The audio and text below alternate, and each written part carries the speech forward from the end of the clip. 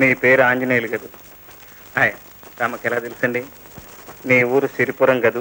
అయ్య బాబోయ్, నువ్వు చెల్లెలకి పెళ్లి చేయటానికి డబ్బు సంపాదించడానికి పట్నం వచ్చావు కదూ? అయ్య బాబోయ్ బాబు, నా గురించి తమకు అన్నీ తెలిసిపోయాయండి. అన్నీ తెలుసు, అందుకే నీకు పని వాళ్ళనే పిలిచాను. ఇస్తారా అండి? నీ చెల్లెల పెళ్లికి ఎంత కావాలి? 25,000 అండి. 25,000? అవునండి, చాలా పెద్ద సంబంధం అండి. ఆరికంతా 50,000 ఇస్తామంటే ఆ పెద్ద ఆయన నాకు 25,000 ఒప్పుకున్నాడు. 25,000 ఇస్తే చెల్లెలు పెళ్లి చేస్తావా? హాయ్, ఆ తర్వాత ఇంకేం లేదండి. మరి గుండమ్మ? అయ్యో బాబోయ్, గుండమ్మ గురించి కూడా తెలుసా అండి మీకు? చెప్పానుగా అన్నీ తెలుసని. ముందు చెల్లె పెళ్ళండి, ఆ తర్వాత మీ పని అండి. ఆ తర్వాతేనండి గుండమ్మ పెళ్ళైనా బండోడి పెళ్ళైనా. బండోడు ఎవరు? నేనేనండి. మా ఊళ్ళో నన్నంతా బండోడని ముద్దుగా పిలుస్తారండి. ఎందుకంటే చిన్నప్పుడు ఆవుదోడిని కడదామని తాడనుకుని పావుతో కట్టేశానండి. అప్పటి నుంచి నన్నంతా బండోడు బండోడు అంటారండి.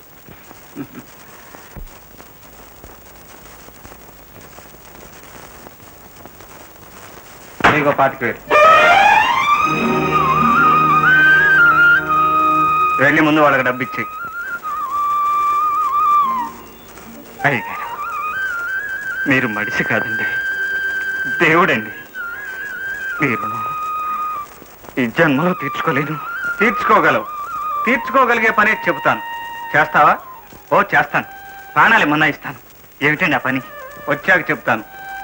వెళ్ళి ఎప్పుడు వస్తావు? వాళ్ళ ముహూర్తం పెట్టమని వెంటనే వచ్చేస్తానండి.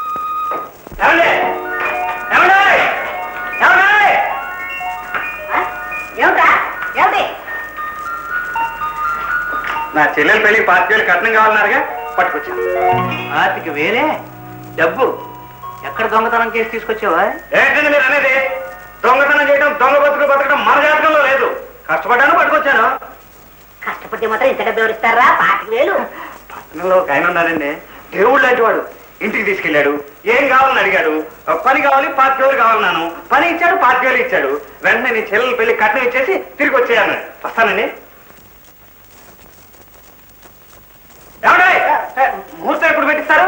ఎప్పుడంటే అప్పుడే. అదే ఎప్పుడు అని. ఒక మంచి ముహూర్తం చూసి పెట్టిస్తావు లేబాయ్. మంచి ముహూర్తం పెట్టిస్తారు కదా. ఏమన్నా నా కబురు పెడతారు కదా? పెడతామయ్యా. అదే ఎక్కడ కబురు పెడతారు అని. నువ్వు ఎక్కడుంటే అక్కడ కబురు పెడతాం.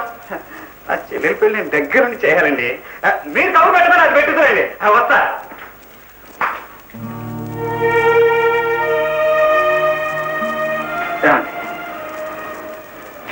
నా చెల్లెల పెళ్లికి అయ్యగారు మీరు దేవుళ్ళ ఒప్పుకున్నారు.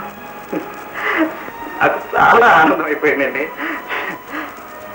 నా చెల్లెలకి పెళ్లికి మంచి ముహూర్తం పెట్టించి పెళ్లి జరిపించి మీరు మీ కడుపులో దాచుకోవాలా? అదేమన్నా అటు ఇటు మాట్లాడినా మీరేమనుకోవద్దండి. నాతో చెప్పండి. అది ఒట్టి ఎరి బాగుందండి. ప్రతిదానికి కంట సరిపెట్టుద్ది. వస్తానండి, వస్తాను. చెల్లెమ్మా, చెల్లెమ్మా, పెద్దమ్మా, ఓ పెద్దమ్మా. ఎప్పుడొచ్చా? ఎప్పుడు రాదేంటే? పొద్దుగా వచ్చాను, కట్నం అంతా ఇచ్చేసాను. కట్నం 25,000 తెచ్చాను, ఇచ్చాను. 25,000? ఎక్కడిరా? అదంతా నీకు చెప్పకూడదులే. ఇదో నేను తొందరగా వెళ్ళిపోవాలా. ఎక్కడికి? అది కాదు పెద్దమ్మా, నాకు పట్నంలో దేవుడు కనిపించాడు.